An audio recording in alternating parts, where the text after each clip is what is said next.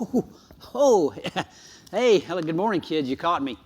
I was listening to Miss Cindy Z's worship playlist on Facebook. Hopefully she'll get another one for us today. That's pretty good stuff.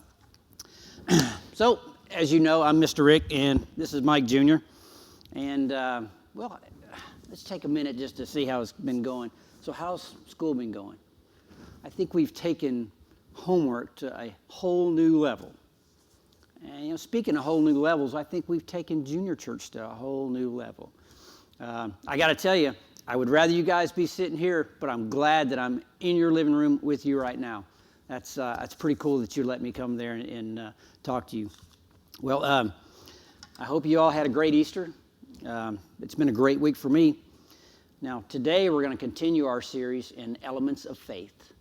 Now, the first lesson that we had, we seen God leading the Israelites by a cloud by day and a fire by night. And that was pretty awesome. Of course, we serve an awesome God.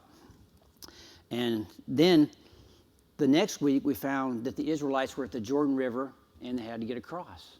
So God made a way for them to cross. And, well, you know what? I think that's exactly where we left Professor Faith and Max. Why don't we check in with them and see where they are today? I am Professor Faith, and with me is my assistant Max. Go, David, go! We're here on the battlefield in ancient Israel to watch a true David and Goliath moment in history. You've heard David and Goliath stories for years. Stories about the little guy winning a victory over the heavily favored big guy. Well, this is the real deal. This is the actual original David versus Goliath. Let's go, David! Woo! Now, unfortunately, we got here a bit late, which means we don't have the best viewing available. We're down in the end zone. Yes, we are seated at the far end of the battlefield, right behind the giant, which means we really can't see David at all. Oh, there he is, there he is. Look Where? Where? Oh, never mind. It was just a small dog running across the battlefield. Sorry. Oh, okay. Okay. But we're still going to do our best to capture the moment on video. Say, Professor, how in the world is a little guy like David going to take down a big giant? Well, Max, I could get all into the detail explaining about the wonders of science and Newton's law and all sorts of science things, but the bottom line is God used David to prove a point. God is strong enough for any challenge. There's no obstacle he can't move, and there's no enemy he can't defeat. When we have faith, we can conquer our own Goliaths. Which in this case happens to be the real Goliath. Oh, wait, it looks like something is happening now. Everyone's watching intently, and even though I can't see the little guy, I would assume David has taken the battlefield. Hey, Professor? What is it, Max? How tall is Goliath? About 10 feet or so. And how close do you think we are to the battlefield? Well, as close as we could get. Front row, end zone, about 15 feet away. So Goliath is about 10 feet tall. Give or take an inch. And we're about 10, 15 feet away. Yeah? Run!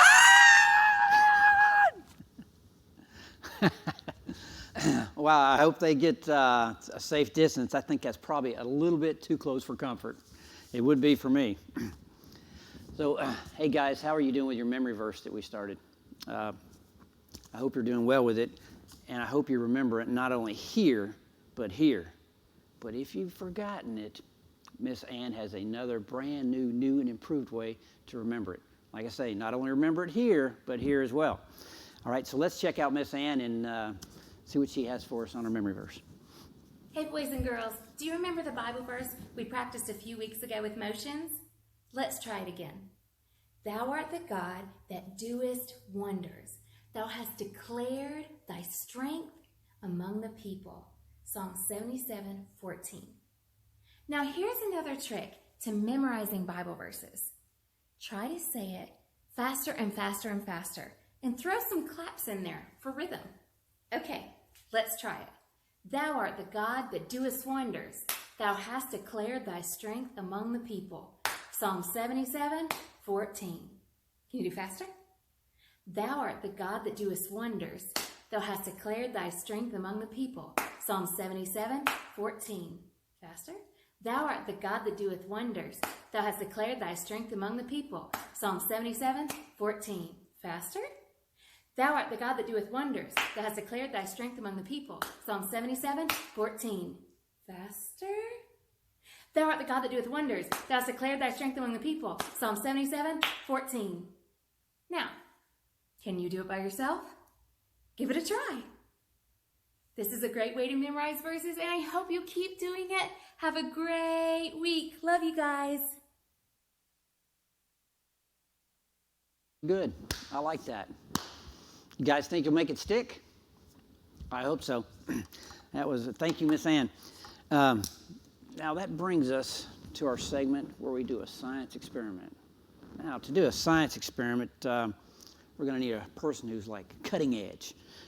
And well, I think we have the perfect person in mind. Here he is, guys and girls, the one and only Mr. Zach with the Science 101.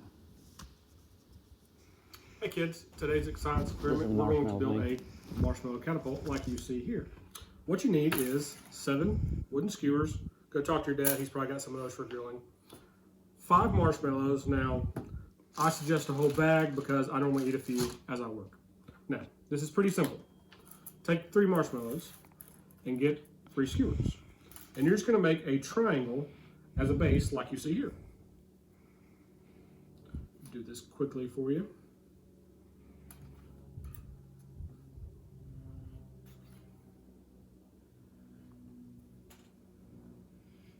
Something like that, pretty simple.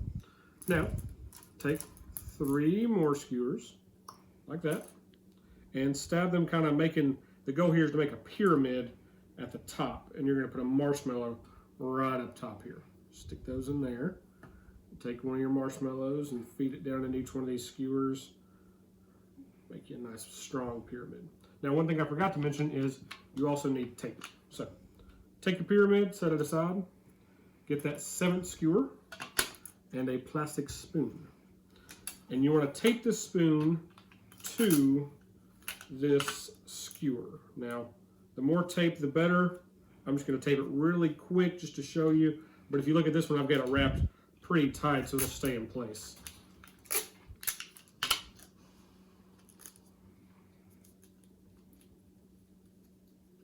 All right, so take this guy. What you want to do is get a rubber band. Now, we didn't have any rubber bands, but there are 3 girls living in my house, so I had a ton of hair ties. So that's what I'm using. So, place your rubber band or hair tie over your top marshmallow like that. Take your skewer spoon and slide it through the rubber band in between 2 of these towers here and into that bottom marshmallow across from it. Just like that. Now you have a marshmallow catapult. Just pull back. Boom! Perfect. Done. And so you can launch that at your brother or sister or parents or whoever. Now, so this is a pretty interesting project. It's simple. It's fun to do. And what this kind of shows us is one of Newton's laws, all right? And this is force equals mass times acceleration, all right? The mass of the marshmallow times the acceleration that it has when it leaves the catapult. I didn't hold it good, so it came apart. It's okay. Will tell us how much force it has when it hits an object, sister, brother, parent.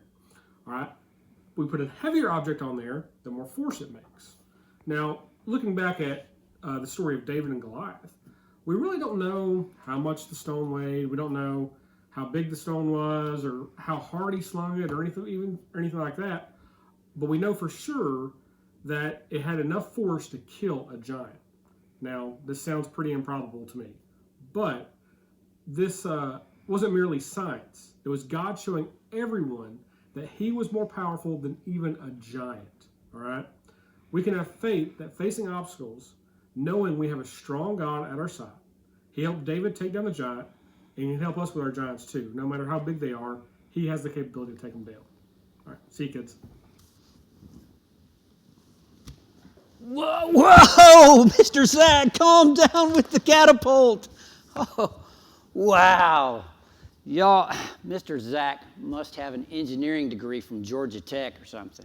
I mean, that was like pretty cool, wasn't it? How he built that catapult, and we see that it works very well. Mercy sakes. Well, guys, next I want you to get your Bibles out because it's time for the Bible story. Boy, it seems like time's just zooming by here lately. So let's get our Bibles out, okay? And we're going to be in 1 Samuel chapter 17, verses 25 through 49. All right, we'll give you just a second as you go get those. I'm sure you probably already got them ready, right? 1 Samuel chapter 17, verses 25 through 49. All right, are you guys ready? And then we'll, you know what? How about, I tell you what, guys, meet me over at my shop. I got to get something real quick, so meet me over there.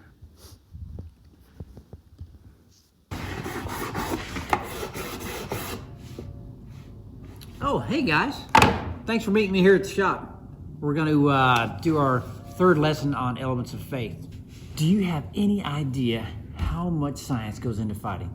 I mean, modern day fighters, they use all sorts of technology to become the best fighter they could be, so they can be stronger, faster, and smarter. Well, they use science to tell them what to eat. They use science to tell them the best workouts that they could do to become stronger.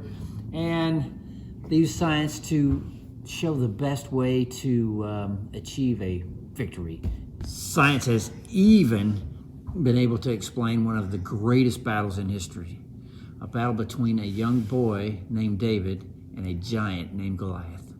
This one-on-one confrontation seems very unlikely, that a young boy with just a sling and a stone could take down this giant who was the Philistines' #1 top-notch guy.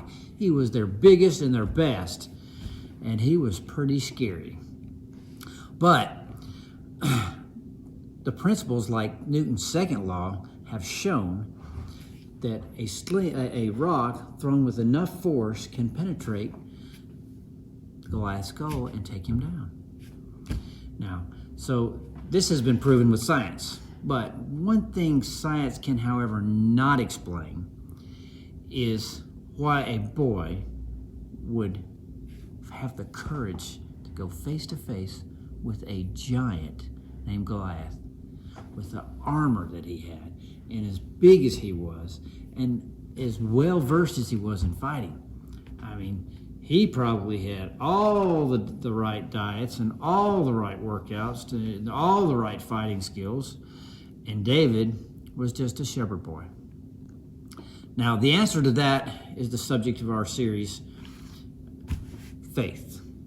That little boy, that God had faith that God was stronger than any giant, and God would show him, well, he would show the army of Israel, use him to show the army of Israel that indeed he was stronger than any challenge that we may face. Okay, everybody, let's grab our Bibles and we'll read the story right out of the Bible here in 1 Samuel chapter 17, verses 25 through 49. So everybody grab your Bibles. Remember 1 Samuel chapter 17, verses 25 through 49. All right, I'll begin. And the men of Israel said, Have ye seen this man that has come up? Surely to defy Israel is the man is he come up. And it shall be that the man who killeth him, the king will enrich him with great riches, and will give him his daughter to make his father's house free in Israel. And David spake unto the man that stood by him, saying, What should be done to the man that killeth this Philistine, and taketh away the reproach from Israel? For who is this uncircumcised Philistine that he should defy the armies of the living God? So they're talking about Goliath there. And the people answered him after this manner, saying, So shall it be done to the man that killeth him. And Eliab, his eldest brother, heard when he spake unto the men. And Eliab's anger was kindled against David, and he said, Why comest thou down hither, and with whom hast thou left those few sheep in the wilderness? Because remember, David was a shepherd. I know thy pride and thy naughtiness of thine heart, for thou art come down here that thou mightest see the battle. And David said, What have I now done? Is there not a cause? And he turned from him toward another, and spake after the same manner, and the people answered him again after the former manner. And when the words were heard which David spake, they rehearsed them before Saul, and he sent for him. So they went to Saul, and they told him what David said. And Saul sent for him. And David said to Saul, Let no man's heart fail because of him. Thy servant will go and fight with the Philistine. So already right there he decided he was going to go fight with the Philistine. And Saul said to David, Thou art not able to go up against this Philistine to fight with him, for thou art but a youth, and he is a man of war from his youth. So he's been fighting all his life, and you're just a kid. And David said unto Saul, Thy servant kept his father's sheep, and there came a lion and a bear, and took a lamb out of the flock. And I went after him, and smote him, and delivered it up of his mouth. And when he arose against me, I caught him by his beard, and smote him, and slew him. The servant slew both the lion and the bear, and this uncircumcised Philistine shall be as one of them, seeing he hath defied the armies of the living God. So David already practiced his faith with the bear and the lion, going after them. I mean, that's pretty scary within itself, right? Going after a bear or a lion. David said, moreover, The Lord that delivered me out of the paw of the lion and the paw of the bear, he will deliver me out of the hand of this Philistine. And Saul said unto David, Go, and the Lord be with thee. And Saul armed David with his armor, and he put on a helmet of brass on his head, and he armed him with a coat of mail. And David girded his sword upon his armor, and he essayed to go, for he had not proved it. And David said unto Saul, I cannot go with these, for I have not proved them. And David put them off of him. So he said, Hey, I have never used this armor and stuff before. I don't know how to use this, so I'm not going to take it. And he took off his staff in his hand, and he chose 5 smooth stones out of the brook, and put them in a shepherd's bag, which he had, even in a scrib in his sling was in his hand. And he drew near the Philistine. And the Philistine came on and drew near unto David, and the man that bare the shield went before him. So Goliath had a guy with a shield that went out in front of him.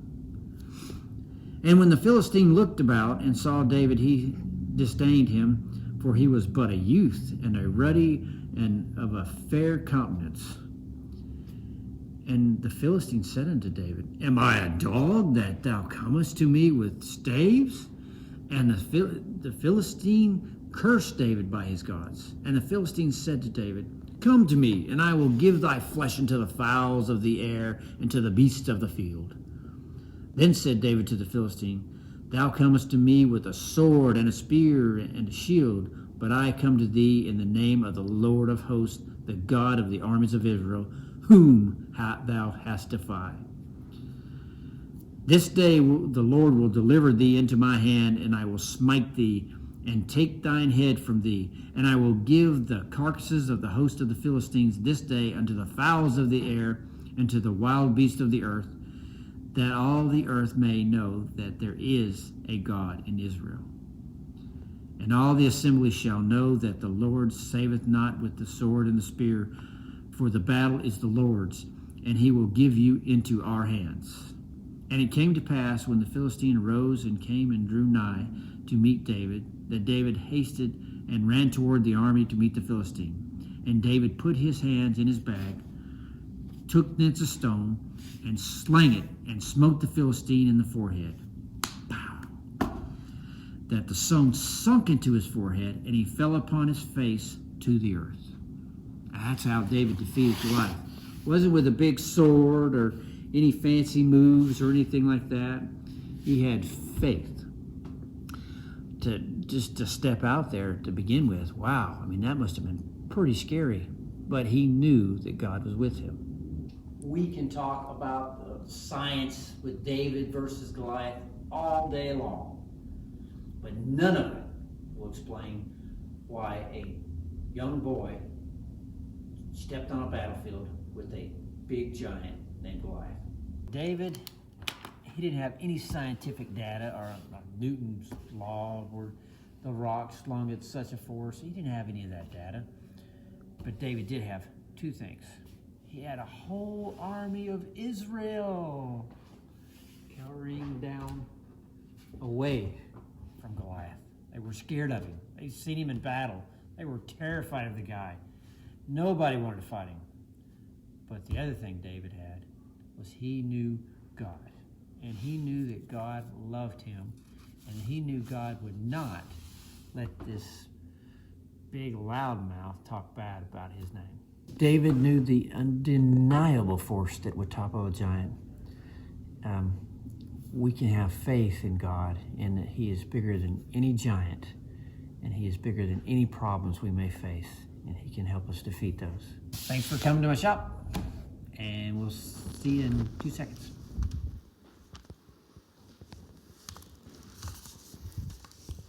Wow.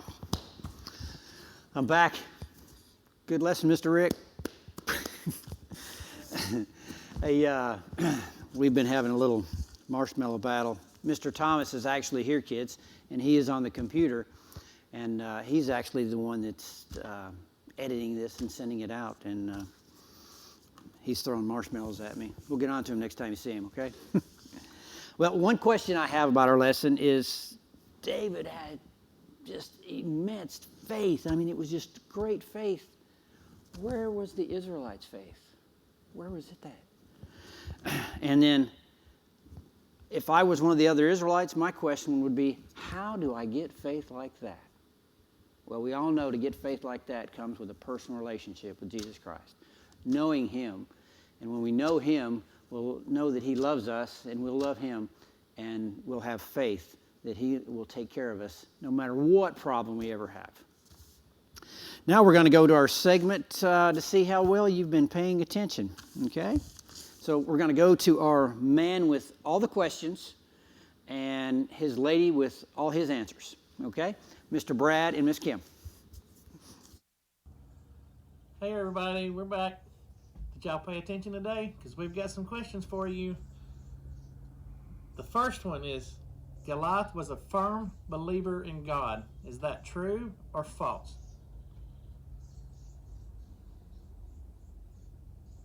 False. You're correct. Okay, let's get the next one. Saul and his men were afraid to fight Goliath.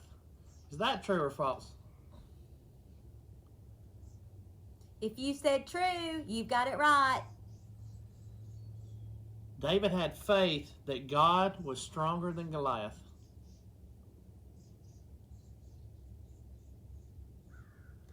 If you said true again, you're correct. David overpowered Goliath with his own raw strength. False. David didn't use his own strength. He used the strength from God. We can have faith that God is strong enough to help us overcome any challenge. If you said true, you're right.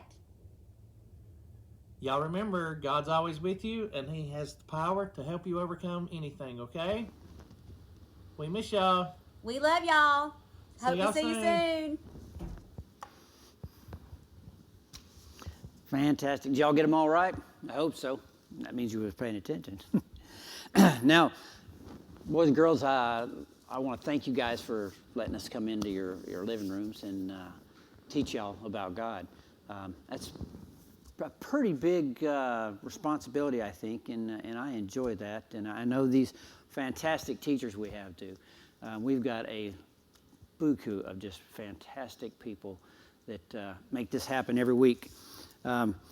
Now, I want to make sure during the week that you check out the Facebook page, OHBC Children's Ministry Facebook page. I know Mr. David and Miss Lori have some stuff that they're doing in Awana. As a matter of fact, I think I've seen the Books of the Bible songs where you can learn the books of the Bible, the Old Testament and then the New Testament. That would be pretty cool if you don't already know all the books of the Bible to come back to church saying, hey, I can recite the Old Testament and the New Testament. Matter of fact, next time we meet, if you can do that, come up and recite them for me. I'd love to see that. Okay. So, like I say, it's been been a great day. I hope you guys have a wonderful Sunday. And just take care this week. I know we're getting towards the end of this thing, and the sun's coming out. It's nice weather. We get to get outside and move around a bit, and things don't look so confined. It looks like we're opening up. So take a deep breath. All right, guys, I'm going to close out in prayer for us, and then we'll go from there. Heavenly Father, Lord, I thank you so much for just the opportunity to be with these children via the video, the internet, Lord. I thank you for giving us this avenue to teach them. Lord, I thank you so much for the story of David and how he triumphed over Goliath with the faith that he had in you. Lord, I ask that you just grow us and where we'll have faith like that, Lord, where we can, any problem that we have, we know we can come to you with, and you'll take care of it and help us through it. Lord, just be with each and every one of these children this week, and may we see them sometime soon, but next week we can see them via the video and they can see us, and just lead them and guide them, Lord, throughout the week. In your name I pray. Amen. Have a great week. We love you. See you later.